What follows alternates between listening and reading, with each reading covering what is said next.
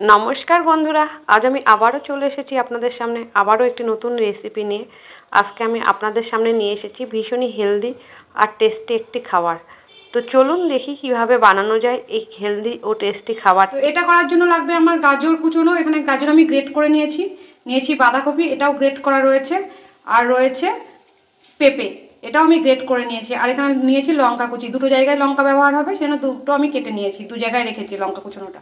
আমি গ্যাসের ওপরে ফ্রাই প্যান বসিয়ে দিয়েছি, এর মধ্যে দিয়ে দিলাম তেল। রান্নাটা আমি সর্ষের তেলেই করব।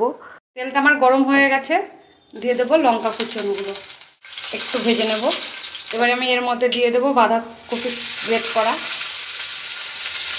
আর পেঁপে একসাথেই দিয়ে দিলাম, একটু নাড়িয়ে নেব। এবার আমি দিয়ে দেবো গাজর কুচোনোগুলো, এবার নাড়িয়ে নেব। দিয়ে দেবো হলুদের গুঁড়ো আর দিয়ে দেবো পরিমাণ মতন নুন। আমি এটা একটু ঢাকা দিয়ে নেব, এটা ঢাকা দিয়ে ভেজে নেব। এটা খুলে নেব, নাড়িয়ে নেব। এটা অনেকটাই সফট হয়ে গেছে, ঢাকা দিয়ে দিলাম। আমি এভাবে ঢেকে ঢেকে এটা কষে নেব, খুলে নেব। এটা আমার হয়ে গেছে। এখানে আমি দেখুন নিয়ে নিয়েছি ছানা, যেহেতু ছেলেদের জন্য বানাচ্ছি, একটু হেলদিভাবেই বানাচ্ছি। বেশ আমার অনেকটাই ছানা ছিল, আমার ঘরে তৈরি করা ছানা। এবার এটা আমি মিশিয়ে নেব।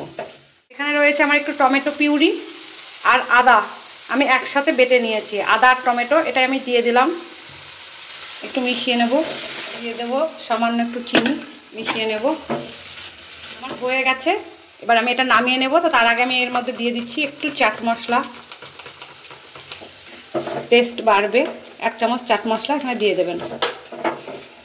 এবার আমি গ্যাসটা অফ করে দেবো। এটা করতে আমার আলু সেদ্ধ লাগবে, তো দেখুন এখানে আমি আলু সেদ্ধ করে নিয়েছি। এটা আমি গ্রেটার দিয়ে একটু গ্রেট করে নেব। হাত দিয়ে ম্যাশ করে নিলেও হবে, যাতে কোনো দলা না থাকে। গ্রেট করে নিয়েছি, এটা ভালো করে মিশিয়ে নিলাম। এবার আমি এর মধ্যে দিয়ে দেবো আটা, আর হাফ দিয়ে দিলাম জল দিয়ে মাখিয়ে নেব। এখানে আমি 2 চামচ টক দই নিয়ে নিয়েছি, এটাও আমি দিয়ে দেব।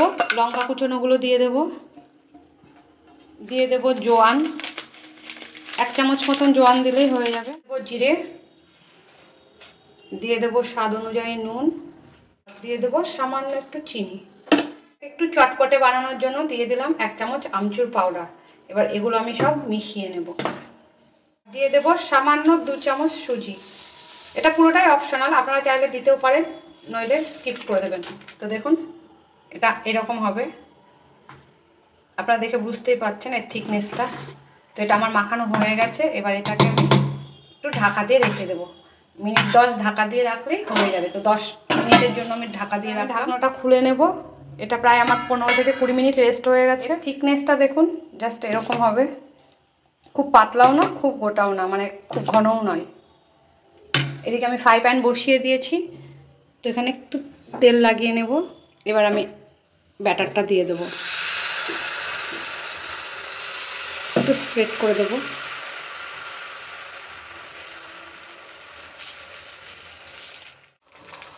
এটাতে উপরে একটুখানি তেল দিয়ে দিলাম, এটা দিলেও চলবে না দিলেও চলবে, আপনারা যদি একদম তেল খেতে না চান তাহলে দেবেন না।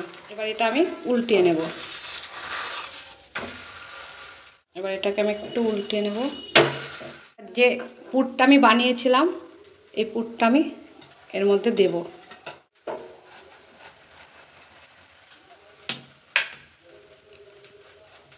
আর দিয়ে দেব একটু শসা কুচি, এটা পুরোটাই অপশনাল, আপনারা চাইলে দিতেও পারেন, আদারওয়াইজ স্কিপ করে দেবেন।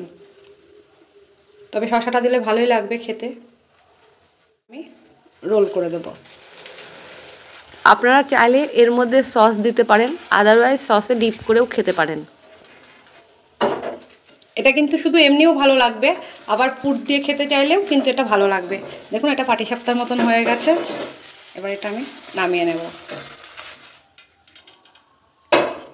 তো দেখুন এটা একটা সুন্দর রোল হয়ে গেছে, পাটিসাপটার মতন হয়েছে। এটা খেতে কিন্তু সত্যি খুব ভালো লাগবে। তো এইভাবে আমি সবগুলো বানিয়ে নেব, আর একটা করে নেব। তো দেখুন জাস্ট একটু তেল, একটু জাস্ট, এতে বেশি তেল লাগে না। এবার আমি ব্যাটারটা দিয়ে দেবো, একটু স্প্রেড করে দেব। তো দেখুন এটা আমার স্প্রেড করা হয়ে গেছে।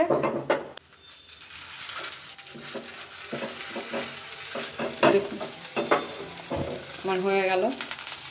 এটাও। তো দেখুন আমার সবগুলো হয়ে গেছে।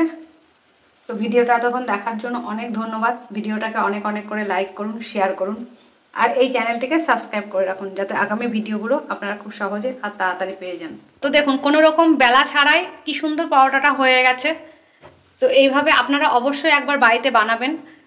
আর দেখুন এটা যদি আপনারা পুর দিতে নাও চান তাহলেও হবে, এইভাবেও আপনারা যে কোনো চাটনির সাথে বা সসের সাথেও খেতে পারেন। কয়েকটা আমি এভাবেই ভেজে নেব, যেহেতু আমার পুরে কম পড়েছে। তো এগুলো এভাবে খেতেও খুব ভালো লাগে। তো আমার এটা করা হয়ে গেল।